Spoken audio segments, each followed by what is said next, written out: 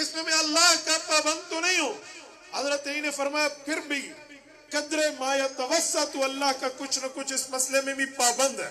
انہوں نے کہا جی نہیں، میں اپنے جسم پہ خود قادر ہوں، جی چاہا تو بٹن باندھ لیے، جی چاہا تو کھول لیے. کہتے ہیں حضرت علی نے فرمایا اچھا میں تیرے سر سے خناس نکالتا ہوں، اٹھ کھڑا ہو جا. وہ اٹھ گیا. حضرت علی نے فرمایا اپنے ایک پاؤں اوپر اٹھا. اس نے پاؤں اوپر اٹھایا، فرمایا یہ پاؤں یہیں رہے اور اب دوسرا اٹھا.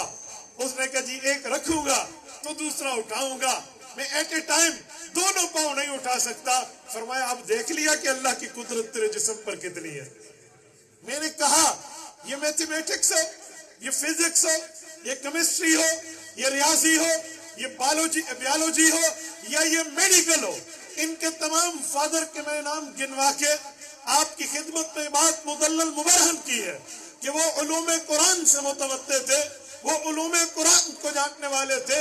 یہ تمام چیزیں کأنما یصعد فی السماء کے اصول کے تحت کل پائلٹ نے جہاز بنایا ہے، اسی طرح پوری ترتیبیں اس قرآن میں موجود ہے.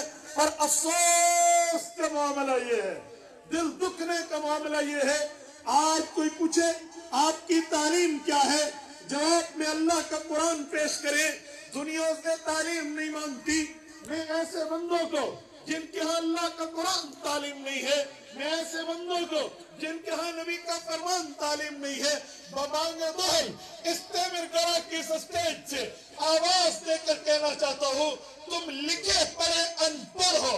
ایک ان پڑھ وہ ہوتا ہے جس نے کچھ نہیں پڑھا ہوتا، ایک ان پڑھ وہ ہوتا ہے جو بالکل بلائنڈ اور جاہل ہوتا ہے، لیکن ایک ان پڑھ وہ ہوتا ہے جو سب کچھ پڑھ لیتا ہے اور اس میں تربیت نہیں ہوتی، اس میں آداب نہیں ہوتے، اس میں ایتھکس نہیں ہوتی، اس میں اخلاق نہیں ہوتے، اس میں بڑے اور چھوٹے کی تمیز نہیں ہوتی. صرف اس نے نالج حاصل کیا ہے، معلومات حاصل کی ہے، اس کے پاس نالج کی کاؤنٹنگ موجود ہے اور اس کے پاس علم موجود نہیں ہے، اس کے پاس علم موجود نہیں ہے.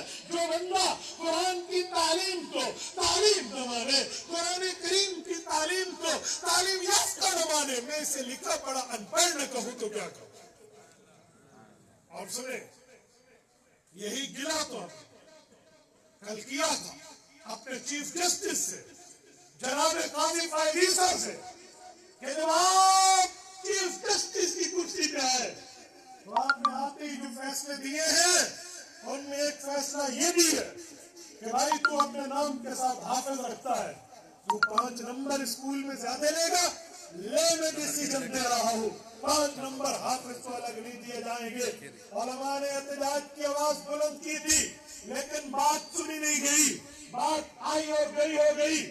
مسلمانوں، آج وہ وقت آیا جب پاکستان کی سب سے بڑی عدالت کے سب سے بڑے جج نے اس دھرتی کی سب سے بڑی مسٹیک کی ہے، اس دھرتی کی سب سے بڑی غلطی کی ہے، اپنے ڈیسیجن میں اس دھرتی کا سب سے بڑا بلندر کیا ہے. جب ایک قادیانی مبارک احمد ثانی اس کے سامنے عدالت میں پیش ہوا ہے، اس کا وکیل عثمان کریم سے اس نے دلائل سنے ہیں، مسلمان ریاست کے وکیل جناب احمد رضا گیلانی سے اس نے ایک لفظ بھی نہیں سنا، اسے صرف FIR پڑھنے دی اور اس کے بعد چیف جسٹس کہتا ہے اس سے 295/C کا دفعہ ہٹا دو، 298/B کا دفعہ ہٹا دو، 295/A کا دفعہ ہٹا دو.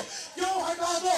وجہ چیف جسٹس کی دلیل ڈھونڈی نہیں ہے. میں لا کا اسٹوڈنٹ ہوں، میں LLB کو جانتا ہوں، میں جوڈیشری کو جانتا ہوں.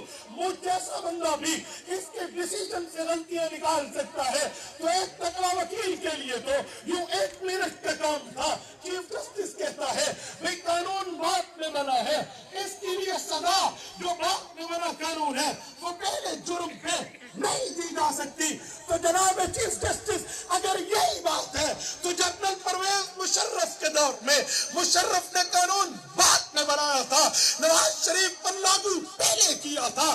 تم نے آج تک اس پہ ریویو پٹیشن نہیں دی ہے، تم نے آج تک اس پہ نظر ثانی نہیں دی ہے، تیری عدالت نے آج تک اس پر معذرت نہیں کی ہے. جب قانون باپ نے بنا، سزا پہلے والے کو تمہیں کورٹ میں دے سکتے ہو. نظیر موجود تھی تو یہاں بھی نظیر موجود تھی، لیکن میں آپ کے عقل کے اوپر یوں دست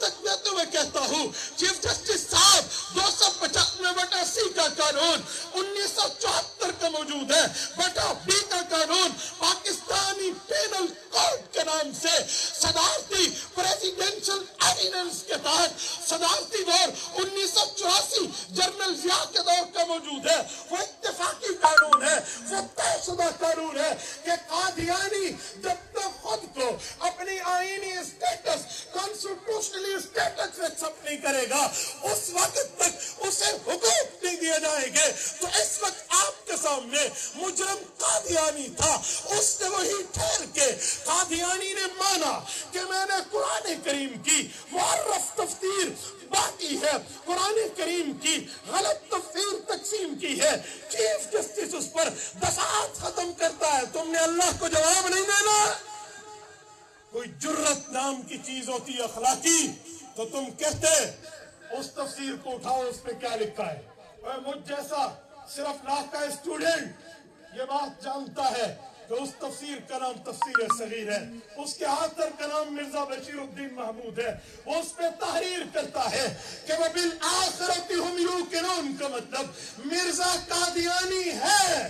یقتی من بعد اسمہ احمد زمانہ مرزا قادیانی ہے. وہ اس قرآن کی تفسیر میں کہتا ہے مرزا قادیانی محمد الرسول اللہ ہے. مرزا کا یار حکیم نور الدین بھیروی یہ اس دھرتی کا ابو بکر صدیق ہے. مرزا کا بیٹا بشیر الدین مردود اس کو عمر فاروق کہتا ہے. مرزا کی بیویوں کو امہات المؤمنین کہتا ہے, اور مرزا کے نواسوں کو وہ حسن اور حسین کہتا ہے. اتنی بدمعاش کتاب ہمارے چیف جسٹس کے سامنے موجود ہے, لیکن کوئی ٹس سے مس بھی نہیں ہوتا. یاد رکھو, اگر تمہیں توہین عدالت کنٹمپٹ آف کورٹ نظر آتی ہے تو میں لوئر دیر پہ ٹھہر کر ببانگ دول کہتا ہوں, ہمیں توہین رسالت نظر آتی ہے. تم میں جرأت ہے تو اس فیصلے کو واپس کر لینا, لیکن یاد رکھو تمہارے احکام ہی آ جائیں وہ اس کیس کو واپس لے کے رہیں گے اور ہم انشاءاللہ منوائیں گے. نعرہ تکبیر.